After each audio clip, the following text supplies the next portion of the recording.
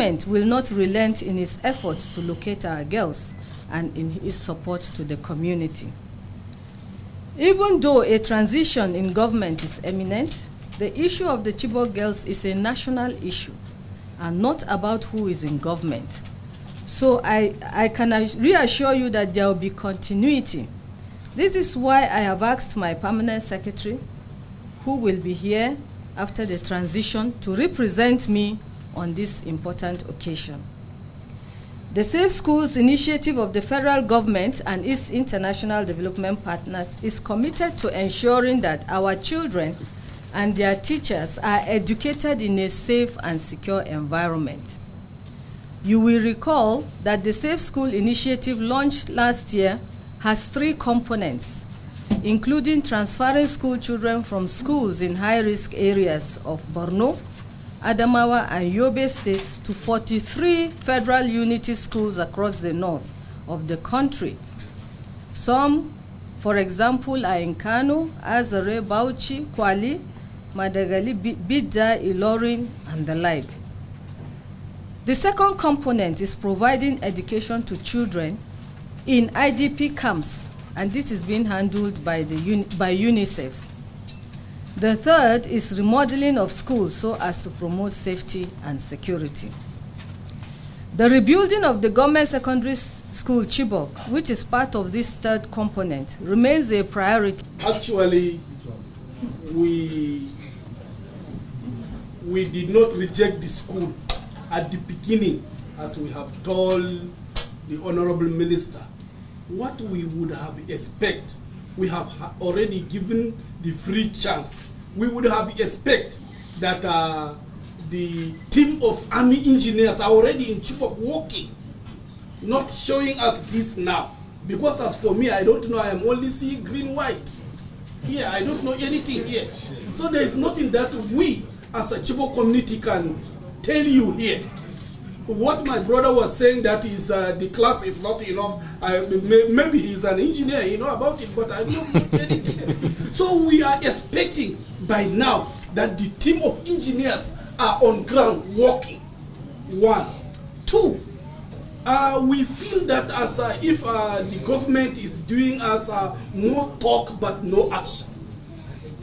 Because of even the school initiative, she said that day, we are just waiting for letter. Up to now, we have not got any child that has been transferred to that school, to the Unity School. What is happening? We are looking at it as if this government is just playing, that when it is out, it is out. Forget about it. Then, even the girls that escaped on their own, there is none, single of them, that the federal government has taken responsibility. That let us do something for this girl. No. So we are seeing as if all what the federal government is doing to us, calling us, telling us, is just a play. But nothing tangible will come out of it. That is what I read, and this is what we have been discussing with our people. So as a chairman, I come out to say this. If you will tighten your belt and do something before this government is out, so that we will see what this government has put on ground. Some people are telling us that don't waste your time, just sit down, another government is coming in. But I say that even if tomorrow is the handing over, I will still demand my right from the government handing over. So we are still demanding, as we said, our priority is these girls. Following, we want to see something on ground, not calling us for discussion here. There's nothing that we can tell us here. There's nothing that we can argue here, a person like me. But those army engineers will do the work. We want to see them on ground so that we can tell the whole world that yes, we accepted them and they are working there. Then thirdly, we want to see these girls that we are purportedly given admission or transfer to schools. Not only girls, children. The Honorable Minister said about 48 and she is working on more. But up to now, not even one. What is happening? Those of us from Chibok have mixed feelings about being here. Today is 365 days since those girls were taken, and we have remained with this tragedy for this long.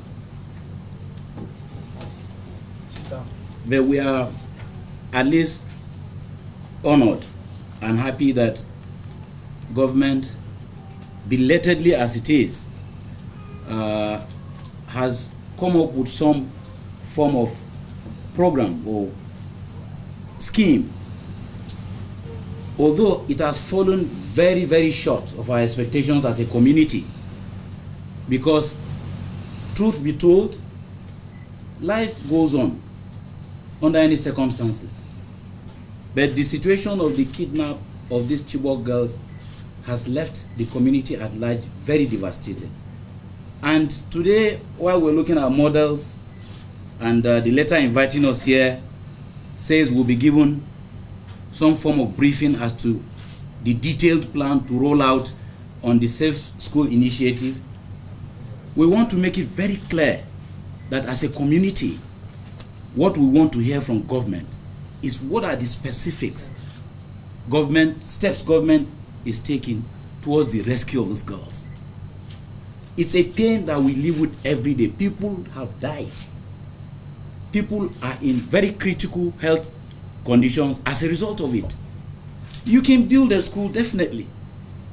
My niece was taken. She doesn't want to hear anything about school. The scar on her is permanent. She was one of those that jumped out of the truck. She does not want to hear the word school. Out of the 57, you would find out that she's one of the few that are lost or have dropped off this program of finding schools for them. And her father, who is my cousin, is in support of her. He doesn't have tried to get her school. So the pain in the hearts of the Chibok people, it's about these girls. The narratives are very, very unsettling. Today we know where they are. Tomorrow we do not know. Yesterday we cited them. They have been married off. They have been split. I mean, we live in a society, the government of the Federal Republic of Nigeria is a 50-year-old government that has a lot in terms of security, in terms of intel, and in terms of capacity to do what, quite disturbingly, Chad, Niger, and Cameroon are helping us to do. As a son of the Northeast, and as a 50-something-year-old, I know the capacity of the Nigerian government and the security agencies. I know what Nigeria has been able to do as a fighting force. But today we are here to listen to government about the Safe School initiative. I want to hear more. This model, it's beautiful, it's good to look at, but it's secondary. You have to be alive. Even the president has said that one has to be alive before one can go to school. So Chibok is still being attacked serially. We just gave a press conference as part of the commemorating activities for the 1 year of the abduction at Unity Fountain earlier in the day. And we made it very clear in that press briefing that security is our main objective. If we don't feel secured, you can build this school, nobody will go there. So we want to thank you very much. As a community, we have a leadership, and we will continue to engage with government constructively because we are good people. We're not recalcitrant people. The average Chibok man is a peace-loving man, but we have lost all sense of belonging to the Nigerian nation for the past 1 year. Because beyond the kidnap of the girls, Chibok and the adjoining villages have been serially attacked. We have catalogued this attack and severally communicated to government what this has done to people. That we have IDPs hanging around all over the country is sufficient evidence to what I'm saying here. So I thank you very much, Madam Minister. I thank you very much, DG NOA.